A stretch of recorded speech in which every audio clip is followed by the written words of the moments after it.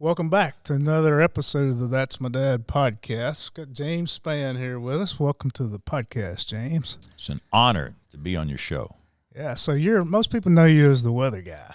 Yeah, man. That's what I do. You know, my neighbor, he had a dog that was scared of thunder. And you're so associated with the weather that when the dog saw you on TV, he ran head under the bed. Yeah, no, I do that to people too. You do that? No, that's funny. I mean, I have been talking to people in their closets and in their basements and in these tornado-safe places for so long, and everybody's got stories about things like when dogs hear my voice and when some kids hear my voice, it scares them. Really? And I don't want that to be the case, and so that's why I like to hang out in schools. When they see me in the school, they know that I'm really not a bad guy. It's, Yeah, you're okay. You're okay. And severe weather doesn't happen that often. I mean, it does here, but it doesn't happen that often. Yeah. So people ask you a lot about the weather, and we could talk about that. But I happen to know that where your heart really is you're a dad, and you're a husband, you're a children's minister, and you really have a heart for kids. And I think that goes back to your background. And I'm wondering if you would be willing to share that story with us. So I'm from rural South Alabama. I bet you've never been to Greenville, have you? Seems like we went through there one day. If you ever go to Gulf Shores or Mobile, you're going to go through Greenville. Of course, when I lived there was no Interstate 65. It was old US 31. That's all we had. And I loved it. I am from Butler County, Alabama. Every time I go back, it's like being dipped in healing waters. I'm a product of rural South Alabama. I'm proud of my heritage. I'm proud of my culture. You go to Ebenezer, Alabama, there's a Spann Street, and those are my people. We're from Chapman, Georgiana, Ebenezer, Industry, south of Greenville. But we lived in Greenville, which is the county seat. That's the biggest town in Butler County. And when I was in second grade, my father opted out one night, and it was not good. He just left, and he didn't say goodbye. He didn't say have a nice life. He didn't say maybe I'll see you later. He just was gone. And so it was so hard on my mom having to tell me, and I'm an only child. Everybody's got 9 brothers and 10 sisters. I'm an only child, and so our family of 3 became a family of 2.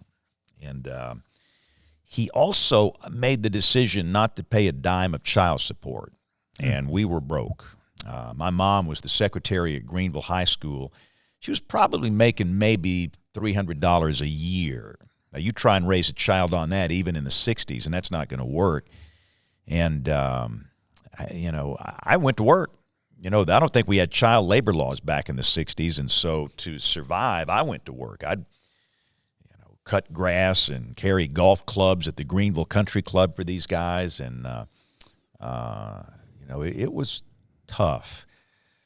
And then at the end of 4th grade, my heart was broken again because we had to move. We had to move away to this horrible, horrible sounding place called Tuscaloosa. And what happened, my mom knew that she needed to get a better job to support the 2 of us. And so she was 1 year shy of having a degree in education. And so her plan was to go back, finish that 1 year of college, and get a job teaching, which she did. And so we moved there, and we were just dying on the inside, the 2 of us. And I hope that people are cognizant that there are people just like me and my mom around them every day. And you know what we do? We walk past them. We walk right past them. But I'm so thankful looking back on that. And when I moved there, I didn't want to be there. I didn't want to make friends. I didn't want to have a friend. I didn't want to talk to anybody. I was in a total shell. I didn't trust people. My father crushed me like a bug on a windshield. You don't know how bad it hurts. And it hurts today, all these years later. But there were some wonderful people there that saw 2 strangers in a strange land and loved us and encouraged us and helped us. I'll never forget, I started 5th grade in Tuscaloosa. I finished 4th grade at W.O. Palmer Elementary School in Greenville. And I started 5th grade at Verner Elementary in Tuscaloosa, which was right across the street from Denny Stadium back then. And the principal was a man, and it's very odd for a man to be principal back in the 60s. But, he knew my backstory, and he would seek me out, and he would say things like, "You look good today." And I know I didn't, but you know what? I started to believe that guy. And he would say things like, "I believe in you." And I started to believe that he believed in me. And he would say things like, "It's going to be okay." And that's an example of the kind of people that God put in my life and my mom's life to break us out of this horrific, hopeless pit we were in and bring me to the point of salvation. I made the decision to accept Christ when I was 12 years old. And this was in 1968. And but those men and women that had the guts to encourage and love on two strangers that were probably appalling to them from rural South Alabama, they changed my life and my mom's life. And we made it. It wasn't easy, but we made it. But I look back on all that, and some good things came about as a result of my father leaving. And I guess one of the really good things, you know what? I learned how to work hard. I'm not good in anything I do. I'm really not. But I learned that work ethic at the age of 7 when I became the man of the house. And I'll work harder than you or you or you or you or anybody to get a job accomplished, a goal accomplished. And that work ethic came about as a result of that, and I'm thankful for that. But the thing I regret, the thing I don't like, I didn't learn how to be a dad. I didn't learn how to be a husband because there's no example in my life, none, zero. And I've had to feel my way in the dark, and I think every boy deserves to be taught that from their father. And I didn't have that. So I've learned it. It's been on-the-job training. All that matters in life is your relationship with God and how you serve other people, and that's it. And I missed it. And, man, I look good on paper. I look good. I mean, I was teaching Sunday school and volunteering. And, I mean, you'd look at me on paper, you'd think, man, that's a godly man. But I was not where I needed to be. And some guys knew my struggle, and they challenged me to pray a prayer. And it was one of these life-changing prayers I'll never forget. They told me to pray this prayer, open my eyes and open my ears to the needs of the people around me. They knew that would change my life. They knew it. It's not a magical prayer, but if you pray that will change your life. And they knew that what happened, God would burn somebody in your heart after you pray that prayer. And you are to go help them if you've got the guts to do that. And, it's funny. I knew the next day who it was. And I was 37 years old, 37. And long story short, it was my father. This guy devastated me. Again, for people that are watching this or listening to it, for the ones that have experienced it, they understand. But nobody else understands. And I'm thinking, I'm supposed to go help it. Now, number one, I don't even know if the guy's alive. I've not seen this man in 30 years. So he left you at 2? 7. 7. He just walked out, and you haven't seen him, and you're 37 years old. No. And I couldn't. And I tried to pray it off. You ever tried to pray off something? God, you messed up. No. You got the wrong guy. It's this guy over here and not me. And that's a waste of time. I couldn't shake it. After days, I couldn't shake it. And so I got up with a friend. Every Christian man needs an accountability group and friends. And the guy said, "Okay, well, let's see if he's alive. He must be if you're called to help him. And let's see where he lives." And by golly, we found out he was alive, and by golly, the whole time he was living in this state. I had no idea. The whole time, all 30 years, he was living in the state. I had no earthly idea. And we found out he was living up around Huntsville at the time. And so me and this guy just decided to go up and try and find him. And that was an adventure. That was a Saturday that I'll never forget. We went up to this community north of Huntsville, and we started knocking on some doors where we heard he lived, and nobody knew him at first, and we thought we came all the way up here for nothing. And finally, somebody knew him. And he said, "Go around the corner, second house on the right." We went around the corner, second house on the right. And you know what? That door opened up, and I was looking at my father for the first time in 30 years. I can't tell you what happened at that moment. I'll try, but it's very hard to describe what happened. And at first, I didn't even recognize the guy. Remember, I hadn't seen him in 30 years. I'm thinking, who's this old guy? But I could see the father of my youth through the aging process, and I knew that it was him. And then memories of me and that man doing things together before he left came back. He took me fishing in Georgiana when I was 5. And you don't know where that is. Nobody cares, but it was a big deal to me. And you know what? Maybe he loved me. I cling to that hope. I don't know if he never told me. I don't know to this day. He took me to the circus in Montgomery, the Ringling Brothers Barnum and Bailey Circus at Garrett Coliseum when I was 6, before he left. I mean, I can smell the popcorn. The memories were so rich, and they still are today, rich and clear and vivid. And those memories are very important to me because I cling to the hope that he loved me. So at that instant, when I saw that man, I was blessed beyond my wildest imagination in that some of the stuff I was fighting was taken away, and those memories came in to fill that void in my soul. And I think I was there that day. And again, I was called to help him. And I think I was there that day to share the gospel with him. And so I laid it out. Very simple. Again, the gospel is simple. Sometimes people in adult ministry get way too complex here. But only perfect people go to heaven. I told my father this, and I didn't know what to call him. I called him sir. I was always told to call an older man sir. And I didn't call him dad. I felt no connection with him. The only perfect people go to heaven, and it leaves you out, and quite frankly, it leaves me out. The Bible says we're all short of the standard. And God knew that before the beginning of time, and he sent his son that lived a perfect life, yet he was beaten, tortured, and murdered to pay the price for me and you, and all you have to do is accept it like a child accepts a gift at a birthday party. And I gave him a chance to become a Christian that day, and that's kind of the very abbreviated version of it. And I didn't do a long gospel presentation, but he didn't accept it. And quite frankly, he couldn't. He was drunk. And I learned that day my father had a condition called alcohol dementia. Years and years and years of chronic alcohol abuse. And it was like talking to this wall back here. I don't think he knew that it was me.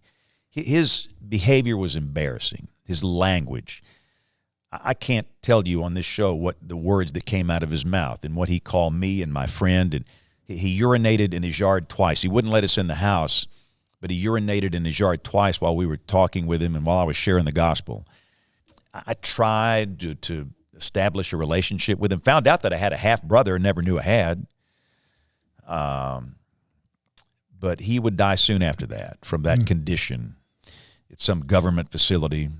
I think he owed the federal government gazillions of dollars, back taxes. It was just a train wreck, and nobody in the family wanted anything to do with him, so I had him cremated, and I took his ashes down to the little family cemetery where all our people are buried down in Industry and sprinkled his ashes on the graveside. That ride we had from up in the Tennessee Valley where I picked up his ashes down to Greenville, I talked with him pretty much the whole way. And nobody understands that. He was in a little box of ashes, and that was very healing for me. What'd you tell him? I told him the same thing I told him the day that I saw him when he was drunk. I needed to tell him that, listen, understand, you've got no problem with me. I've forgiven you for everything you've done to me. I needed to say that to him. And I said, God's forgiven me for the horrible things I've done to him. The least man I can do is forgive you. But I don't know if he heard that. And I said that a lot.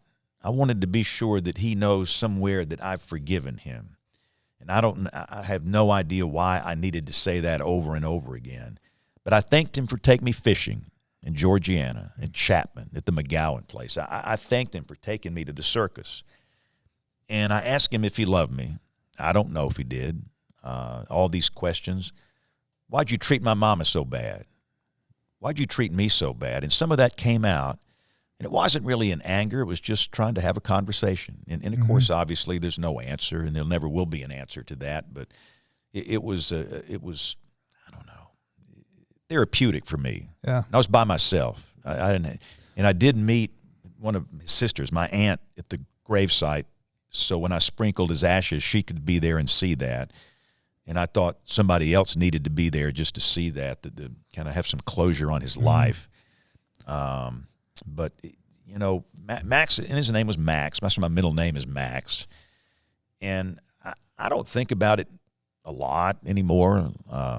Obviously, after I saw him again and that happened, I don't. Now my focus is on trying to be a better father and a better husband. You mentioned a principal at a school when you went to Tuscaloosa. Do you remember his name? Yeah, Archie Hitson. What did he tell us about that experience? So he stepped in and filled the gap in my life, and those simple words started me on a journey of coming out of that shell of just hating the world, hating people, distrust of everybody. And it opened the door where my heart was hard. And understand, I was in 5th grade when I moved there. And most kids that age still have a tender heart. Mine was hard as a rock. And you've seen that in the adults, these hard adults. And that's what I was, but he softened it. And the cool thing about Mr. Hitson, he kept up with me. And he stayed at Verner for a long time. And even after he retired, and they moved the school from right there by Denny Stadium over across the river to where it's currently located. But after he retired, if he knew I was doing a weather program at Verner Elementary, he would put on a suit and drive all the way out there and sit in the back of that class to support me. How cool is that? Where do you think you would be? Who would James Spann be today if it hadn't been for those? Oh, man, listen, I would probably be the all-night DJ, some radio station in Peoria or something like that. If that much. But if all that stuff didn't happen, if those people didn't respond to God's call to help a little boy and his mama that were strangers in a strange land, I would not, I'd probably be dead or in prison. And, I try to be cognizant of that. That's why I'm in a school every day. I don't have to do that. I don't get paid a dime to go. I was in Athens today. That's a 2-hour drive up there, 2 hours back, elementary school, high school. Why do you do that? You don't get paid anything. You could be home with your family. You could be taking a nap. I mean, I feel like I owe it because there's hurting kids in those schools. And I'm not, one of my gifts is not discernment. It's not. I think my gifts are encouragement and evangelism. But I can discern one thing. I can go into any elementary school. I can look a child in the eyes, and I can tell you if they're hurting. I can see it. I can see it. I can feel it. It's visceral. It's flowing through me. And they're everywhere. And it's not just some people think, well, that's an inner city problem. No, it's not. The most affluent schools here, you see them. I'll be walking out of a school. There'll be a 3rd grader hanging on my leg like a Mississippi leg hound. Why do you think that kid's hanging on to me? Literally, I'm walking out the door with a kid hanging onto my leg because here was a man willing to invest 45 minutes in them, and he knew I gave them my full attention, and I wanted to be there, and he sensed that, and he didn't want me to leave, and he's not getting that at home. And I don't know what the circumstances are, but, that's why I do that stuff, because I want to put myself in a position to invest in the lives of kids now, because of the ones that did that for me when I was young. So I want to know, what do you say to, first of all, let's take that little guy whose dad's just left. Would you address him?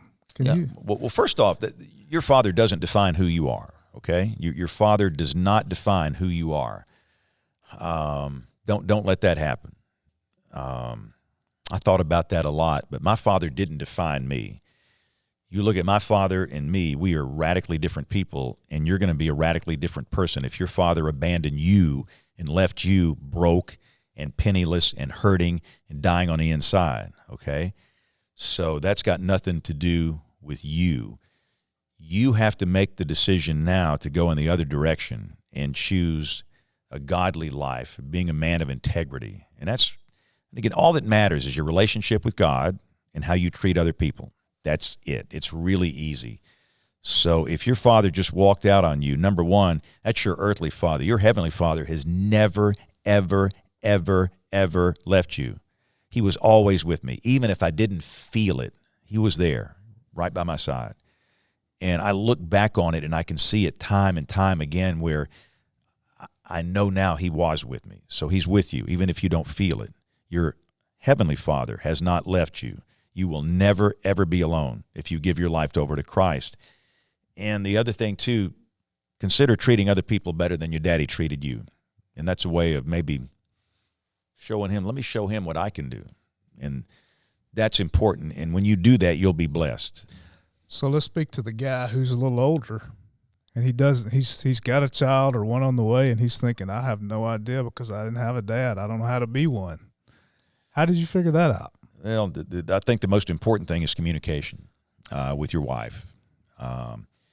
And I pretty much sucked at it for the first part of my marriage. Again, we've been married 42 years, and she knew what she was buying into. And she knew my background, and she knew that I came from a train wreck. And she is a woman of grace and love and mercy, but you've got to have an open line of communication. And I've evolved to say, if I'm doing it wrong, please tell me. If I'm doing it wrong in terms of being a husband, in terms of being a dad, you had a better background than me. You know what it should be like, and I need your help to make me better. And if you're willing to communicate like that and listen, and that's the main thing is listening, then you'll learn. You will learn. You will get that on-the-job training through your wife and through your children. Of course, when the kids are young, I didn't tell them, hey, I don't know how to be a dad. I didn't want them to know that because that would scare them half to death. But as they got older, they knew my background and started learning some things about me, and they both helped me too.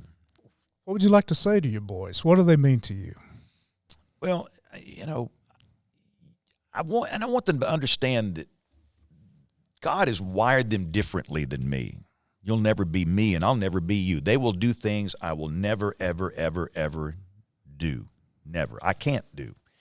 And they cannot do what I do. So, just, guys, don't try to be me, and I'm not going to try and be you.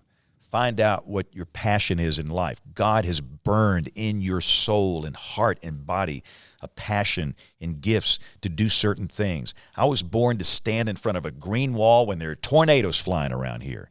And I was born to minister to children. And I figured it out. And when you figure it out, that's when life gets good.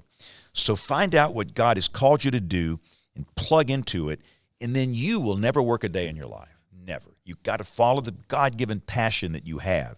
And you'll know what that is because you love it. It will be a joy. It might not be easy, but it's going to be an absolute joy to do that. And I think they've gotten that message. I see that in both of them. What would you want them to say about you?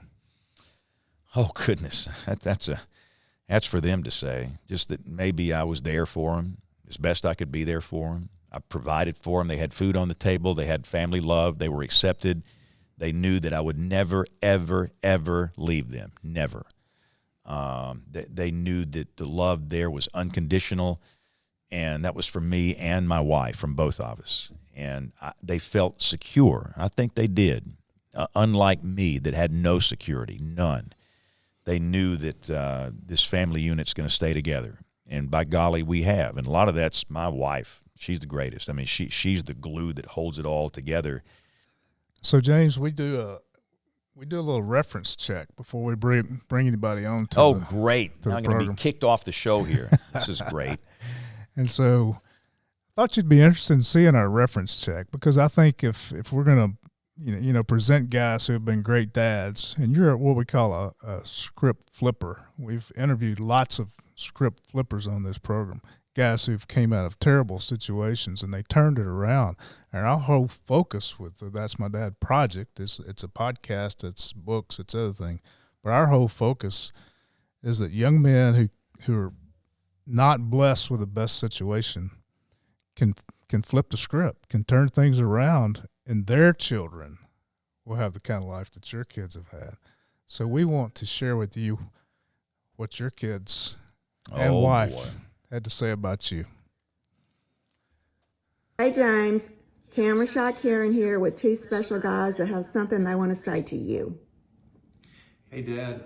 Just wanted to say thank you for being a terrific father and a terrific husband, and always taking care of us and being there for us and overcoming the obstacles that you've overcome. It's inspirational, and thank you for all that you've done. And you're such a hard worker and a good man, and I'm proud to call you a father. I just wanted to say thanks for being so supportive. Thanks for always being there, especially when I need guidance or need help. I have no idea what I would do without you. Even though you play the most obnoxious style of tennis I've ever seen in my life, I still appreciate it. We love you. Thanks, James, for being the best husband and the best father to our wonderful sons, and we just love you so much. Y'all gonna make an old man cry. Don't do that now.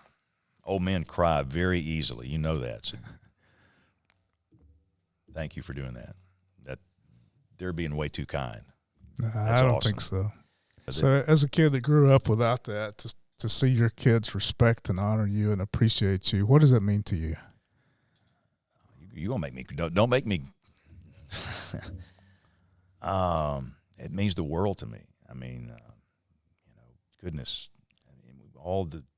this long journey, 42 years of marriage and the two boys coming along 13 years separately. I mean, it's, my heart is warm and fuzzy now. I mean, it feels great. And I've been blessed. I mean, understand God blessed me. I don't deserve this. I don't deserve any of this. This is God's grace. You want to see God's grace? My wife, she was a sorority queen. I was a social zero, a dweeb, a nobody.